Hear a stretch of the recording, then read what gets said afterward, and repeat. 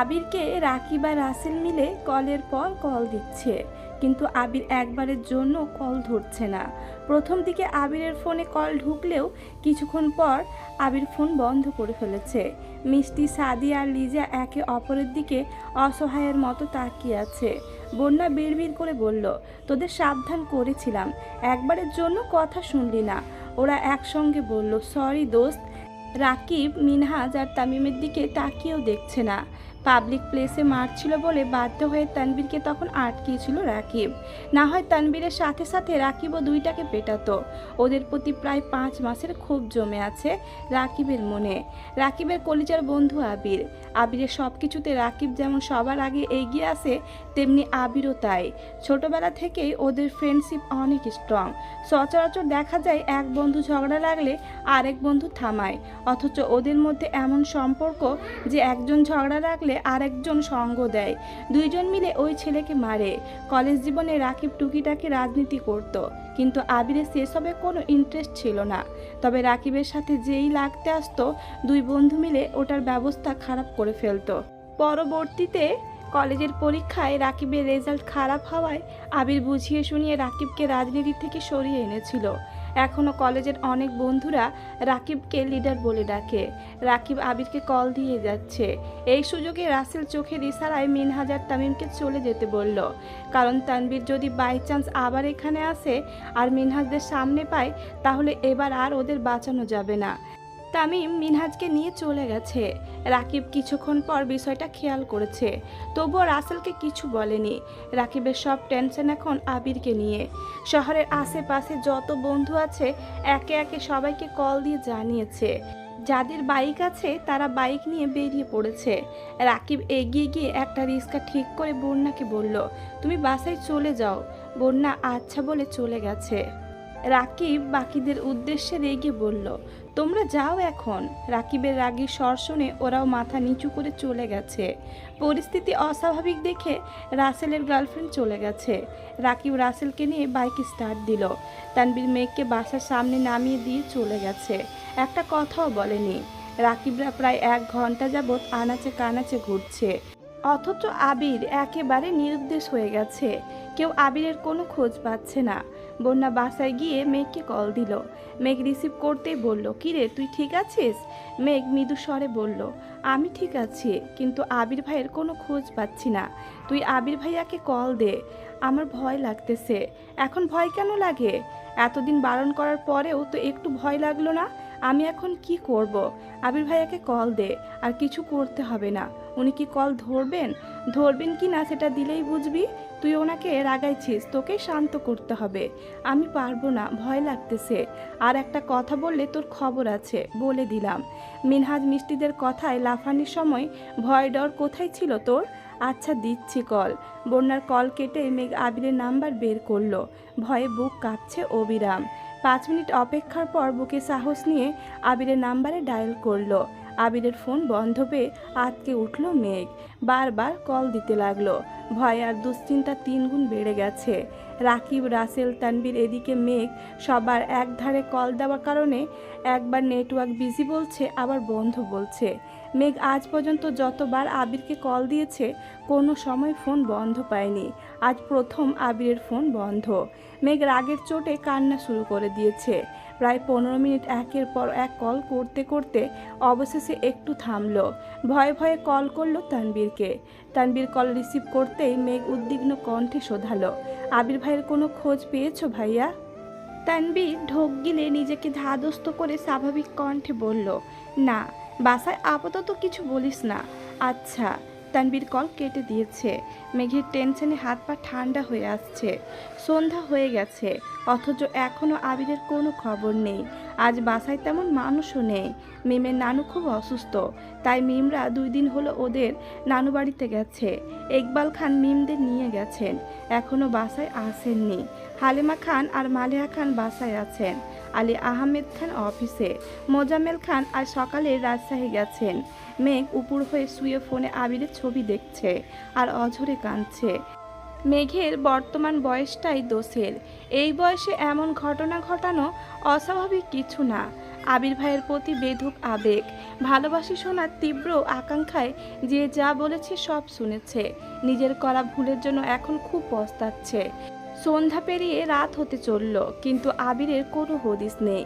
আলী আহমেদ খান 7টার দিকে বাসায় ফিরেছেন। আলী আহমেদ খান নিজেও আবিরকে 2-3বার কল দিয়েছেন। আবিরের ফোন বন্ধ পেয়ে বাসায় এসে হালিমা খানকে শুধালেন, আবির কি বাসায় আসছে? এখনো আসেনি।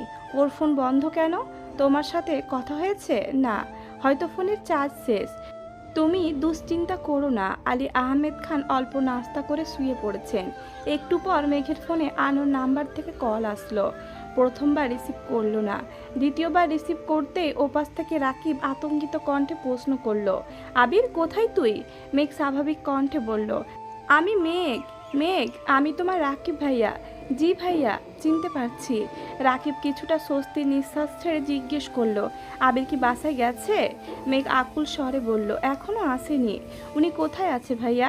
রাকিব ততষ্ট হয়ে বলল, আবির বাসায় যায়নি? তাহলে এই নাম্বার? এটা আমার নাম্বার, ভাইয়া সিমটা আমায় দিয়েছিল। রাকিব শান্ত স্বরে বলল, ও আমি জানতাম না, সরি। আসলে এই সিমটা আগে আবির ইউজ করত। দেশের বাইরে যাওয়ার আগ পর্যন্ত এটাই ওর নাম্বার ছিল। পরে নতুন সিম নিয়েছে। এত বছর যাবৎ নতুন সিমগুলোতেই যোগাযোগ করে আসছি। আজ ওর ফোনটা বন্ধ পেয়ে অনেক খুঁজে এই নাম্বারটা পেয়েছি। এই সিম তাহলে তোমায় দিয়ে দিয়েছে? মেঘের মাথায় এবার আকাশ ভেঙে পড়েছে। প্রায় 2 থেকে 3 বছর যাবৎ মেঘ এই সিম ইউজ করছে। ভেবেছে তানবীরের সিম, তাই তেমন মাথাও ঘামায়নি। অথচ এই সিম আবির ভাইয়ের।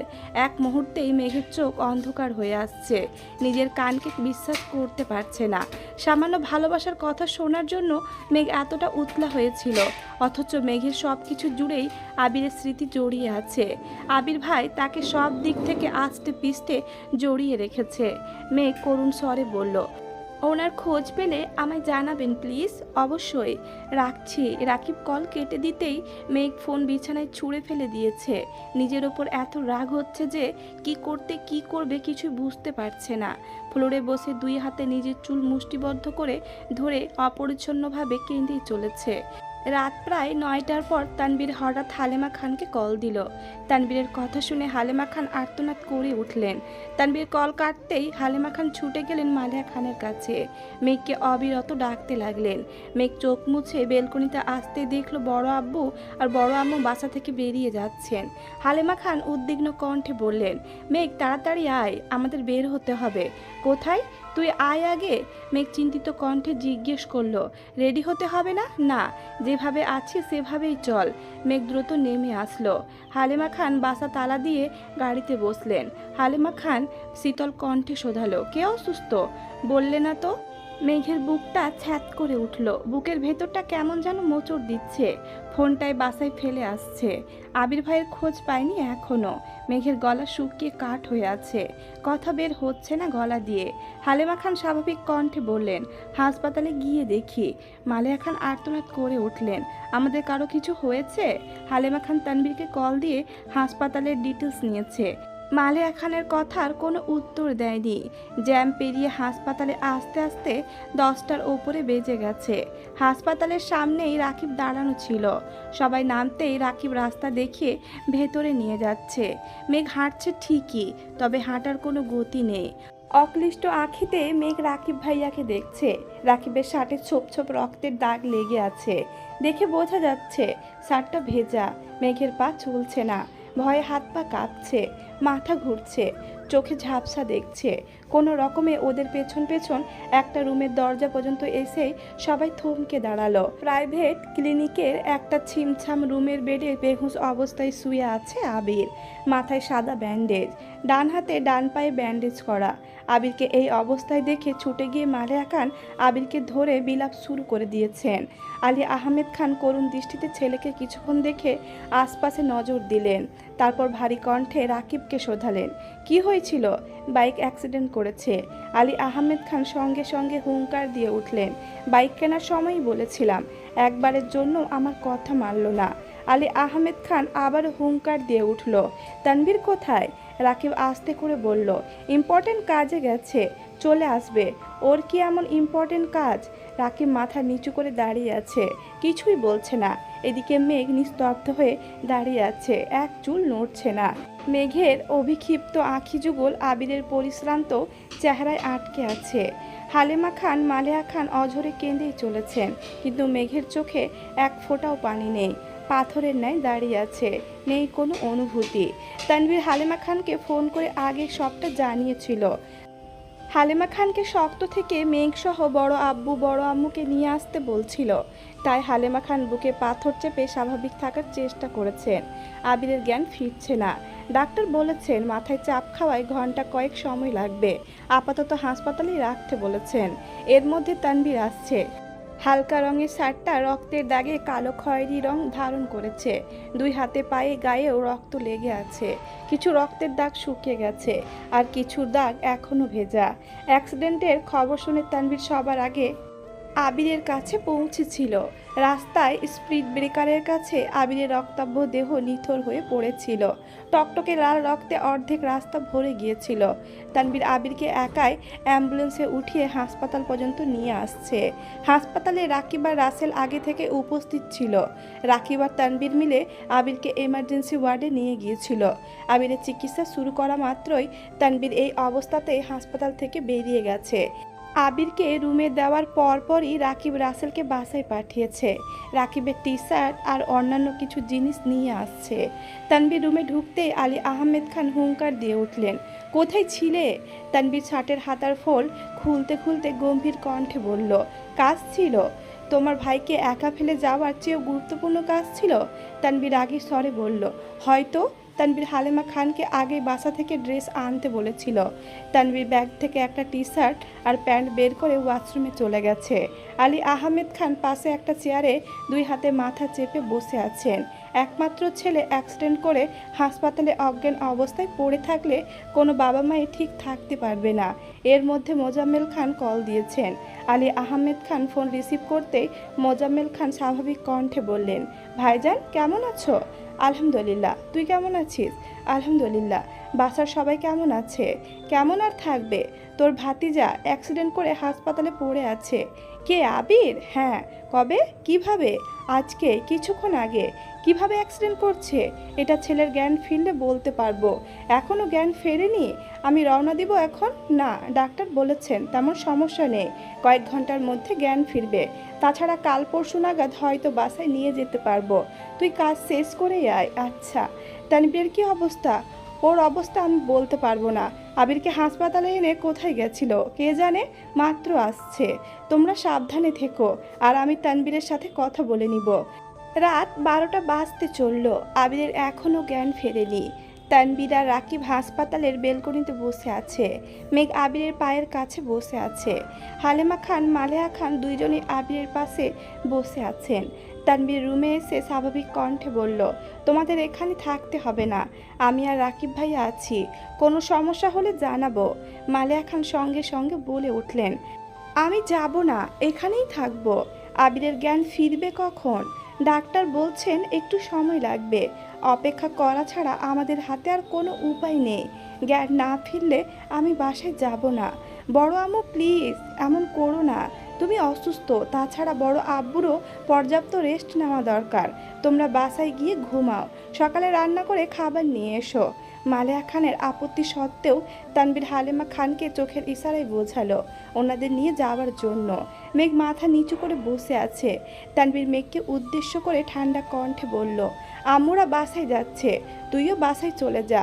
মেঘ মাথা নিচু করেই উদ্বিগ্ন কণ্ঠে বলল, আমি কোথাও যাব না, সমস্যা নেই, আমরা আছি, তুই বাসায় যা, আমিও থাকবো। তানভীর শক্ত কণ্ঠে বলল, মেঘ। মেঘের চোখ টলমল করছে। চোখ তুলে তাকালো তানভীরের দিকে, করুণ স্বরে বলল, প্লিজ ভাইয়া, আমি থাকি। তানভীর গম্ভীর কণ্ঠে মেঘকে বোঝানোর চেষ্টা করলো, কিন্তু মেঘ যাবে না মানে যাবেই না। বাধ্য হয়ে তানবীর আম্মু বড় আম্মুকে আর বড় আব্বুকে বুঝিয়ে শুনিয়ে গাড়ি পর্যন্ত দিয়ে আসছে।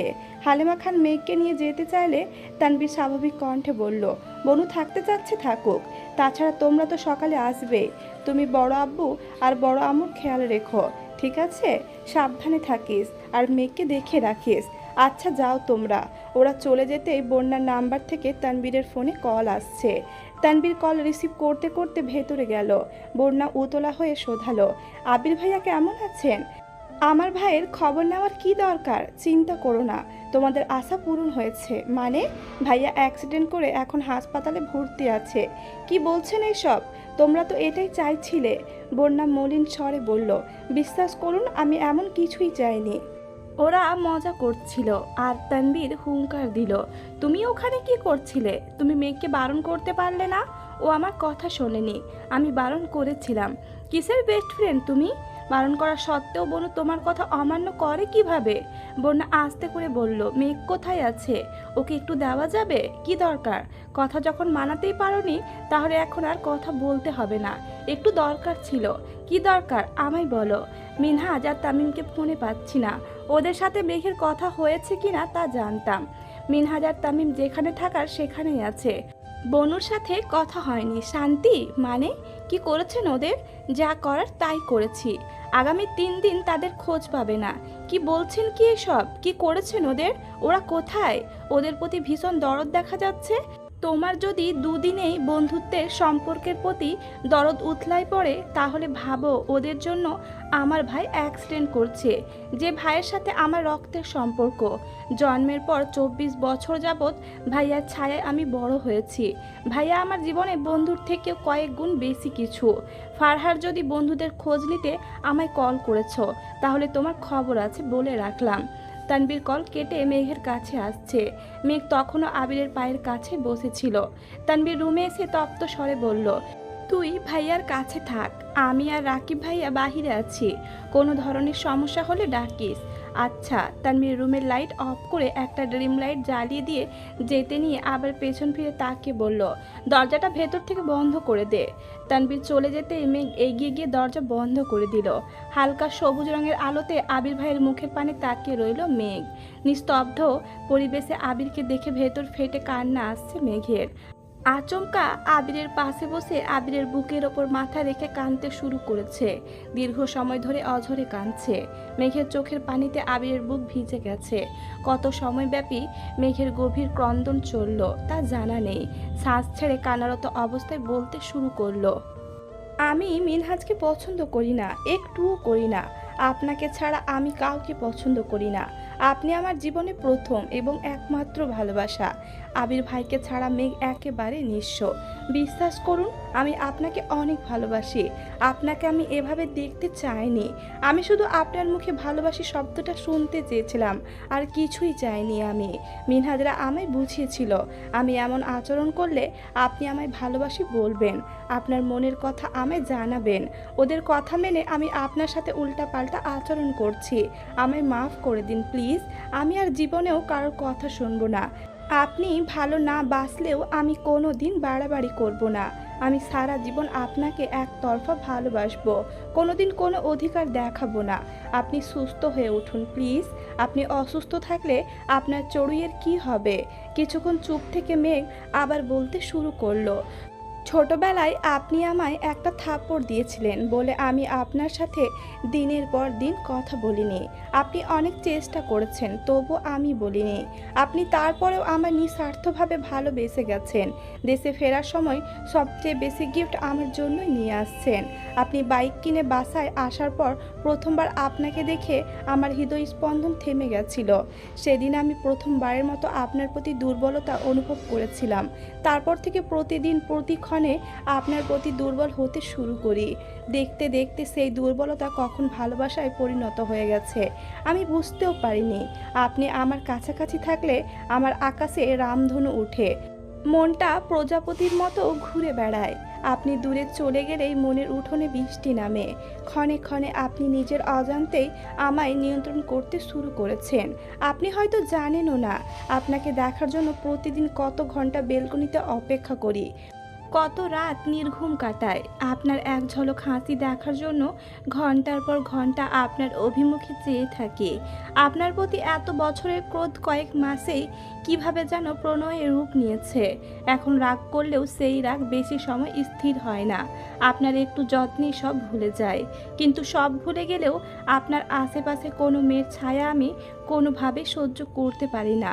মালা আপু এমপির মেয়ের আচরণে আমি যতটা রাগিয়েছিল তার থেকে কয়েক গুণ বেশি কষ্ট পেয়েছিলাম যেদিন আপনি বলেছিলেন আপনি বিবাহিত, একটা বাচ্চা আছে। তখন 2 রাত আমি শুধু কেঁদেই ছিলাম। আপনার অনাদয় কর্মকাণ্ড আর কিছু অনাকাঙ্ক্ষিত আচরণে ক্ষুব্ধ হয়ে মিনহাজদের তালে তাল মিলিয়েছিলাম। আপনার অধিকারবোধ আমায় বরাবরই আকৃষ্ট করে। তবে আজ কেন অধিকার দেখাননি? আমি আপনার কথায় হ্যাঁ বলেছিলাম যাতে আপনি আপনার মনের ভাব প্রকাশ করতে পারেন। আপনি তখন আমায় 2টা থাপ্পড় দিয়ে কেন কিছু বললেন না? কেন আপনি নিশ্চুপ থেকে নিজের ক্ষতি করেছেন? মেঘের কান্না ধীরে ধীরে কমে এসেছে, তবে এখনও ফুপিয়ে ফুপিয়ে কাঁদছে। আবিরের বুকে মাথা রেখে দীর্ঘ নিঃশ্বাস ছেড়ে বলল, আজকের পর আর কোনো দিন কোনো প্রকার বাড়াবাড়ি করব না। আপনি যেভাবে চান আমি সেভাবেই চলবো। আপনার ভালোবাসা আদায় করতে আর উঠে পড়ে লাগবো না। আপনি ভালোবাসলেও আমি আপনার, আপনি ভালো না বাসলেও আমি আপনার। তবু প্লিজ সুস্থ হয়ে উঠুন। গভীর রাত পর্যন্ত মেঘ আবল তাবল বলেই গেছে আর আবিরকে ডেকেছে। ধীরে ধীরে মেঘ শান্ত হয়ে গেছে। ক্লান্তিতে আবিরের বুকে মাথা রেখে 2 হাতে জড়িয়ে ধরে অবস্থাতে ঘুমিয়ে পড়েছে। 1 মিনিট, 2 মিনিট, 5 মিনিট পর ঘুমের মধ্যে মেঘের নিঃশ্বাস ভারী হয়ে গেছে। সহসা পিটপিট করে চোখ মেলল আবির। জ্ঞান ফিরেছে অনেকক্ষণ আগে। প্রেয়সীর আবেগজড়িত অনুদিগ্ন অনুভূতি শুনতে ইচ্ছে করে চোখ বন্ধ করে রেখেছিল। আবির চোখ নামিয়ে তাকালো মেঘের ক্রন্দিত মুখের পানে। মৃদু আলোতে আবিরের প্রেয়সীকে দেখলো খানিকক্ষণ। সহসা চোখ বন্ধ করে লম্বা করে শ্বাস ছাড়ল। এটা প্রথমবার নয়। মেঘ আবিরের জন্য প্রথমবার যখন কেঁদেছিল তারপর 1 সপ্তাহ গলা দিয়ে কথা বের হয়নি। তখন মেঘের বয়স 5 কি 6 আর আবিরের বয়স 12 কি 13 চলে। আবির তখন হঠাৎ করে গুরুতর অসুস্থ হয়ে পড়েছিল। টানা 15 দিনের মতো অসুস্থ অবস্থায় হাসপাতালে ভর্তি ছিল। অবুঝ মেঘের জীবনে আবির তখন একমাত্র খেলার সঙ্গী ছিল। আবির আর তানবীরের বয়সের পার্থক্য 2 বছর হওয়ায় তানবীরের স্মৃতি আবিরের মাথায় ছিল না। তবে মেঘ জন্মের সময় আবির 7-8 বছরের ছিল, বিধায় মোটামুটি বুঝতো। প্রথম বোন হওয়ায় মেঘকে সর্বোচ্চ আদরে রেখেছিল আবির। মেঘের আদো আদো কণ্ঠে ডাক এড়িয়ে খেলতে যাওয়ার সাধ্যি ছিল না আবিরের। সারাক্ষণ বাড়িতেই মেঘের সঙ্গে খেলতো। মেঘ ঘুমালে খেলতে বের হতো। 7 থেকে 8 বছর বয়সের ছেলের চোখে মেঘ তখন বোন মানে বোনই ছিল। মেঘকে বোন ব্যতীত অন্য কোনো নজরে দেখেনি আবির। ধীরে ধীরে আবির মেঘ বড় হতে শুরু করেছে। আবিরের যত্নে মেঘ তখন থেকেই আবিরের প্রতি উন্মাদ ছিল। শিশুদের যারা বেশি আদর করে তারা তাদের সঙ্গে বেশি স্বাচ্ছন্দ্য বোধ করে। হঠাৎ আবিরের অসুস্থতা ছোট মেঘের মনেও গভীর আঘাত দিয়েছিল। আবির হাসপাতালে থাকাকালীন মেঘকে কেউ নিয়ে যায়নি। 15 দিন পর আবিরের শারীরিক অবস্থা এতটাই দুর্বল হয়ে পড়েছিল যে ডাক্তার চিকিৎসা চালাতেও হিমশিম খাচ্ছিল। আবির কোনো কিছুতেই রেসপন্স করছিল না। হার্টবিট একেবারে কমে গেছিল। কোনো কারণে ব্রেনে প্রেসার পড়েছিল। মৃত্যুর সময় অতি সন্নিকটে চলে আসছিল। ডাক্তার সঠিক রোগ ধরতে পারছিল না। কোনো চিকিৎসা চলছিল না। নিরুপায় হয়ে ডাক্তার বাড়িতে জানিয়েছিল আবির যদি নিজ থেকে রেসপন্স না করে তবে তাকে বাঁচানো সম্ভব না। এই কথা শুনে বাড়ির সবাই হাসপাতালে হাজির হয়েছিল। সেদিন প্রথমবারের মতো ছোট্ট মেঘ আবিরের ওপর উপুর হয়ে পড়ে কেঁদেছিল। কাঁদতে কাঁদতে মেঘ বলছিল, ভাইয়া ওঠো, আমার সাথে খেলবা না? মালেহা খান কেঁদে বলেছিলেন, তোর ভাই হয়তো আর কোনোদিন তোর সাথে খেলতে পারবে না। ছোট মেঘ তখন হুঙ্কার দিয়ে উঠেছিল, চুপ করো, ভাইয়ার কিছু হবে না। আবিরকে শক্ত করে জাপটে ধরে আর্তনাদ করে বলেছিল, তোমার কিছু হলে আমার কি হবে? তুমি মরে গেলে কিন্তু আমিও মরে যাব। ভাইয়া ওঠো, কথা বলো আমার সাথে। সবাই টেনেও মেঘকে আবিরের বুকের উপর থেকে ওঠাতে পারেনি। মেঘ কাঁদতে কাঁদতে একটা কথাই বারবার বলছিল, তুমি মরলে আমায় নিয়ে মরবা, আমি তোমাকে ছাড়া বাঁচবো না, আমিও মরে যাব। মেঘের নিরন্তর কান্নায় হঠাৎ আবিরের জ্ঞান ফিরে। দীর্ঘ শ্বাস ছেড়ে পিট করে তাকাতেই একে একে চোখে পড়ে বাবা, মা, চাচু, মামনির কান্নারত মুখমণ্ডল। সেই সাথে অনুভব করে পিচ্ছি দুই হাতের স্পর্শ। আবিরের জ্ঞান ফেরার সবাই যখন আবিরকে ডাকছিল, মেঘ দুই হাতে আবিরের দুই গালে আলতোভাবে ধরে কাঁদতে কাঁদতে বলছিল, ভাইয়া কথা বলো, ওরা বলছে তুমি নাকি মরে যাবে, তুমি একবার বলো তোমার কিছু হবে না। আবিরের কথা বলতে কষ্ট হচ্ছিল, তবুও মেঘের কান্না দেখে মেঘের হাতে স্পর্শ করে অনেক কষ্টে বলেছিল, আমার কিছু হবে না। আলী আহমেদ খান দ্রুত গিয়ে ডাক্তার নিয়ে আসছিলেন। ডাক্তার আবারও পরীক্ষা নিরীক্ষা শুরু করেন। আবিরের হার্টবিট আগের তুলনায় বেড়েছে দেখে ডাক্তার পুনরায় চিকিৎসা শুরু করেছেন। সেই থেকে আরও প্রায় 7 দিন আবির হাসপাতালে ভর্তি ছিল। মেঘ একেবারের জন্য বাসায় যায়নি, সারাক্ষণ আবিরের মাথার কাছে বসে থাকতো। মেঘ ঘুমালে বাসায় নিয়ে যাবে বলে আবিরকে জড়িয়ে ধরেই ঘুমাতো। 7 দিন পর আবিরকে বাসায় নিয়ে আসছে। আবির আগের তুলনায় অনেকটাই সুস্থ হয়ে গিয়েছিল। বাসায় আসার পরও মেঘের আহ্লাদের কমতি ছিল না। সারাক্ষণ আবিরকে দেখতো, আবির খেয়েছে কিনা, ওষুধ খেয়েছে কিনা, ঠিকমতো ঘুমাচ্ছে কিনা, সব নজর রাখাই যেন মেঘের একমাত্র দায়িত্ব ছিল। 12 থেকে 13 বছর বয়সের কিশোরের মনে হঠাৎ করে মেঘের প্রতি অন্যরকম অনুভূতি জন্মাতে শুরু করলো। জন্মের পর থেকে 6-7 বছর বয়স পর্যন্ত যাকে বোনের নজরে দেখে এসেছে, হুট করেই তার প্রতি ভিন্ন এক টান অনুভব করতে শুরু করলো। মেঘের আহ্লাদী কণ্ঠে বলা প্রতিটা কথা আবিরের হৃদয় ছুঁয়ে যেত। কিছুদিন পর আবির মোটামুটি সুস্থ হওয়ার পর একদিন সোফায় বসে টিভি দেখছিল। তখন মেঘ ছুটে এসে আবিরের পাশে বসতে বসতে বলছিল, ভাইয়া তুমি জানো তুমি সুস্থ হয়েছো কেন? কেন? আম্মুরা বলছে তুমি শুধু আমার জন্য সুস্থ হয়েছো, আমি কান্না করছিলাম বলে আল্লাহ তোমাকে সুস্থ করে দিয়েছেন, বুঝলা? আবির মলিন হেসে বলেছিল, এখন আমার কি করতে হবে? তুমি সবসময় আমার সাথে খেলবা, আমায় ঘুরতে নিয়ে যাবা, আমাকে অনেক আদর করবা, আর কখনো আমায় ছেড়ে যেতে পারবা না। আবির সেদিন মেঘের হাতে হাত রেখে গুরুতরভাবে বলেছিল, আজ এই মুহূর্তে আবির মেঘকে কথা দিচ্ছে, আবির কোনোদিন তার মেঘকে ছাড়বে না। যাই হয়ে যাক না কেন, আবিরের প্রাণ মেঘেতেই সীমাবদ্ধ থাকবে। মেঘ বলেছিল, মনে থাকে যেন। আবির হেসে বলেছিল, তুই ভুলে গেলেও আমি কখনো ভুলবো না। সেদিন থেকে আবিরের মন মেঘেতেই আটকে গেছে। আবির মেঘের টানে মৃত্যুর দুয়ার থেকে ফিরে এসেছিল। মেঘের আহ্লাদী আবদার আবিরকে মেঘের প্রতি সিরিয়াস করেছিল। ধীরে ধীরে আবির বড় হতে শুরু করেছে। সেই সাথে মেঘের সাথে দূরত্ব বেড়েছে। মেঘও তার ছোটবেলার স্মৃতি ভুলতে শুরু করেছে। এত বছর পর আবিরের মেঘ দ্বিতীয়বারের মতো আবিরের অসুস্থতায় এভাবে কাঁদছে। আবির গভীর ভাবনা শেষে চোখ মেলে তাকিয়ে আছে মেঘের অভিমুখে। মেঘ গভীর ঘুমে বিভোর হয়ে আছে, চোখের পানি এখনও গাল বেয়ে গড়িয়ে পড়ছে। আবির বাম হাতে মেঘের গাল মুছে আলতোভাবে চুলগুলো ঠিক করে দিল। বাকি রাত আবিরের নির্ঘুম কেটেছে। আবিরের বুকে শুয়ে আছে আবিরের কাদম্বিনী। আবির অপলক দৃষ্টিতে ক্ষুদ্র আলোতে তার কাদম্বিনীকে দেখে রাত কাটিয়ে দিয়েছে। ভোরের আলো ফুটতে শুরু করেছে। এমন সময় আবির ঘুমিয়েছে। তার ঘণ্টাখানেক পর আচমকা মেঘের ঘুম ভাঙে। নিজেকে আবিষ্কার করে আবির ভাইয়ের প্রশস্ত বুকে। চোখ তুলে তাকায় আবিরের মুখের পানে। আবিরকে ঘুমন্ত অবস্থায় দেখে স্বস্তির নিঃশ্বাস ছেড়ে উঠতে নিলে পিঠে ভারী কিছু অনুভব করে। ঘুমের মধ্যে চুলের খোপা খুলে এলোমেলো হয়ে গেছিল। চুলের কারণে কিছু বুঝতে পারছে না। ঘাড় ঘুরিয়ে আর চোখে তাকাতেই খেয়াল করলো আবির বাম হাতে মেঘের পিঠ বরাবর শক্ত করে ধরে রেখেছে, যাতে ঘুমের মধ্যে মেঘ পড়ে না যায়। মেঘ বিপুল চোখে আবিরের হাতের দিকে তাকিয়ে আছে। নিজের অজান্তে মেঘের ঠোঁটে হাসি ফুটলো।